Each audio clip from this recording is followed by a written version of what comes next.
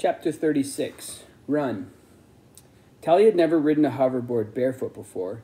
Young Smokies had all kinds of competitions, carrying weights or riding double, but no one was ever that stupid. She almost fell off on the first turn, zooming down a new path that they'd spiked with scrap metal only a few days before. The moment the board banked, her dirty feet skittered across the surface, spinning her halfway around. Her arms flailed wildly, but somehow Tally kept her footing, shooting across the compound and over the rabbit pen.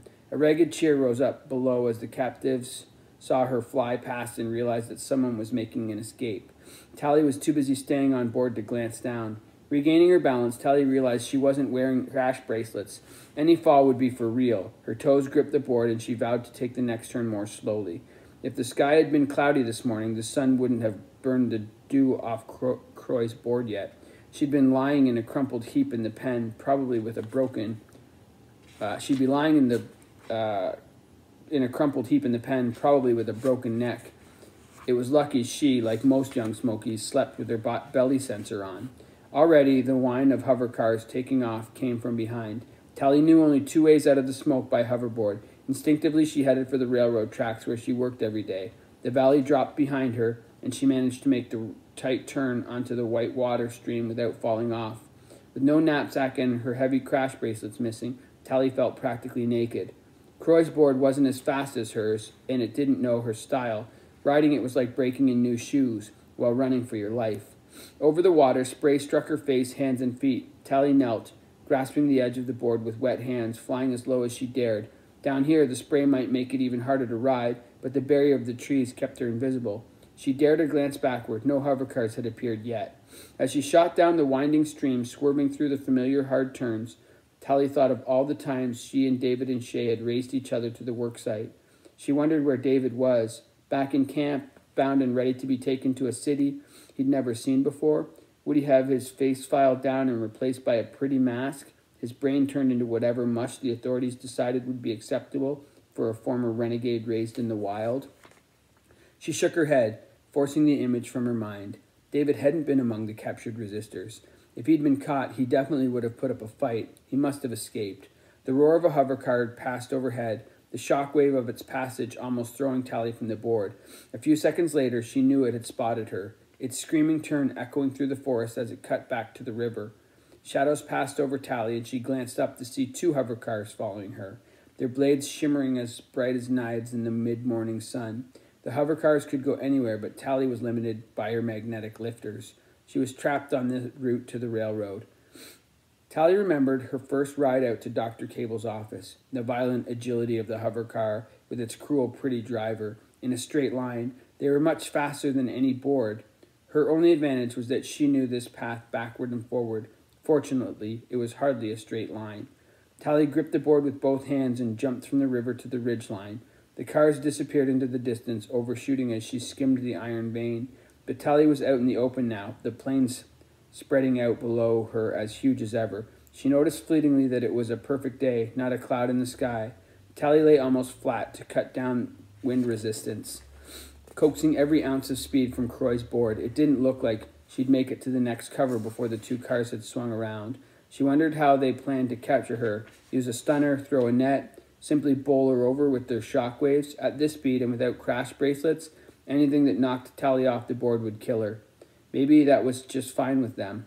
The scream of their blades came from her right, louder and louder. Just before the sound reached her, Tally dragged herself into a full hover skid, her momentum crushing her down into the board. The two hover cars shot past ahead, missing by a mile, but the wind of their passage spun her around in circles. The board flipped over and then back upright, Tally hanging on with both arms as the world spun wildly around her. She regained control and urged it forward again, bringing it back to full speed before the hovercars could turn back around. The specials might be faster, but her hoverboard was more maneuverable. As the next turn drew near, the hovercars were headed straight for her, moving slower now, their pilots realizing that at top speed, they would overshoot her every time. Let them try to fly below tree level, though.